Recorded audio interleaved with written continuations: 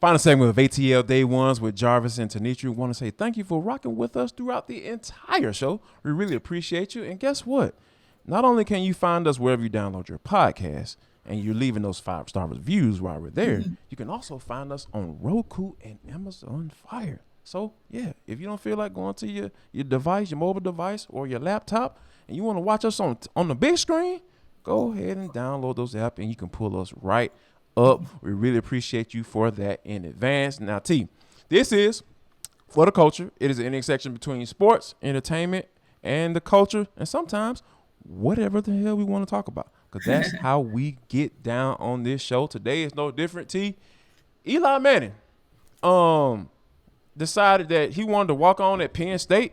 So there were some cameras following him around, and obviously you can't be too discreet, when you have cameras following you around. So I think that what ended up happening in this particular situation was, he was on campus and he was dealing with some assistants. He had some little makeup on, which was really bad, by the way. He actually looked like something that I'm not gonna say on this particular show, because I want to remain kid friendly.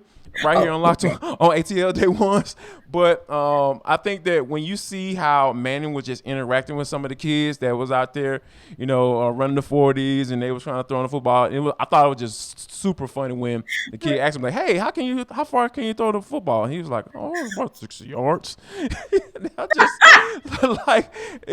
who else better to play a role like this, T, besides Eli Manning?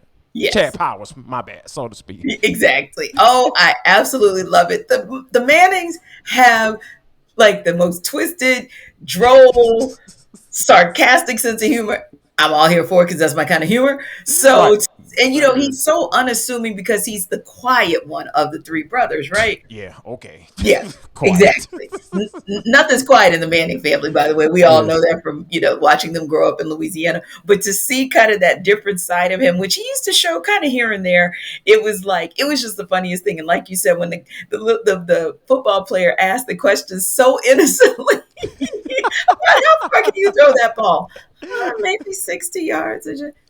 It seemed like he was like a foot taller than everybody that was out there trying out. I'm just like, bro, like you literally look like a 40-year-old man. Like you don't look like no doggone 20. I guess he tried to play himself off as being a guy who still has some eligibility left or whatever. Exactly. But, there you know what I'm saying? But he looked like a 40-year-old man trying out with some guys who just trying to get on the squad, Right, but still had a little arm strength. Not mad at him for having a little arm strength. But yeah, that if you watch the Manning cast on Monday Night Football, or even them on, I'm not really a quiz bowl person, but they have a college quiz bowl show, Cooper and Peyton do.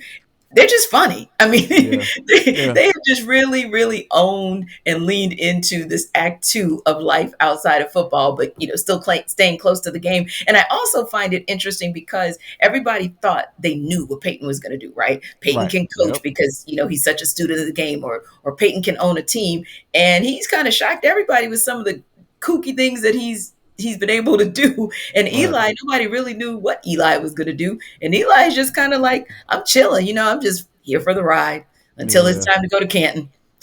And when you think about those two guys they were so talented on the field, right? Yes. And for them to be able to just have the I guess the gumption or enough talent off the field to be able to pick and choose what they want to do. Just because like you said, Manning, Peyton, he's going to be a GM, or he's going to be an offensive coordinator, blah blah blah. No, and that's what I love about athletes when you don't get clearly defined, because you've always been clearly defined as a person. Yes. You football player, that's who you are, and that's what you are going to be.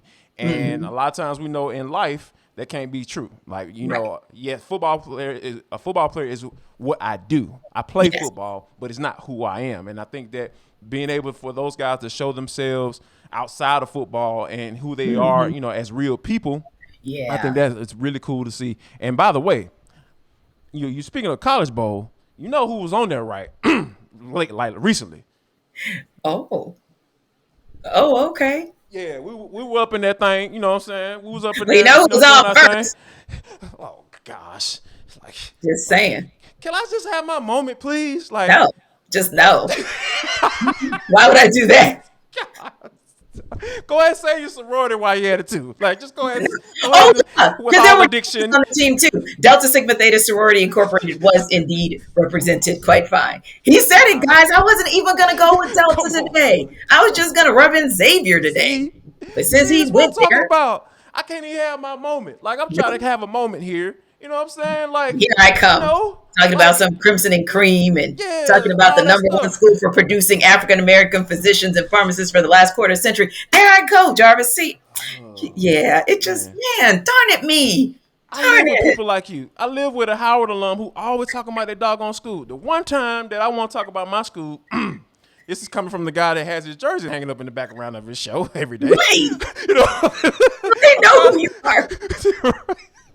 I'm trying to show some love to the academic part of, I can't even say it right. You know what I'm saying? That's how you know I'm not used to saying it. I'm trying to get some love to the academic people who are out there doing their thing and trying to, put Albany State on the map from an academic standpoint. You know what I'm saying? So, and I love it though. But I will say this with all seriousness. I really like the fact that they were on the Quiz Bowl show because Albany State may not be one of the more known, and I'm not talking about the success rate from an academic perspective. I'm talking about just known with, the big names, if you will, in HBCU lore.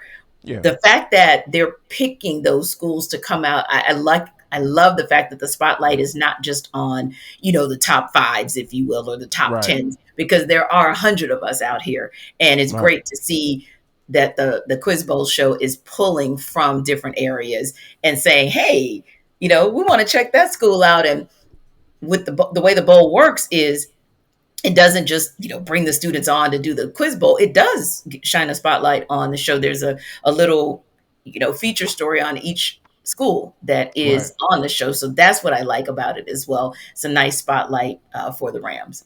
And you know what? And that's kind of like been the arguments amongst HBCUs, pulling back the curtain here. We talked about how Howard always getting the love. Well, you hear somebody, some actress or some person, donating thousands of dollars to Morehouse or Howard. You always hear those things. You're like, man, well, what about our school? That's always been the argument, right? But stuff like this at College Bowl, and highlighting those schools, not only just having them on, but like you mentioned, but being able to do spotlights on them and tell people about those schools so people can get that national televised exposure. And that's what it's going to take in order for these schools to grow. Mm-hmm. And then once they start growing and people start knowing about them, they will start attending these schools. And then you're talking about the alumni base growing bigger.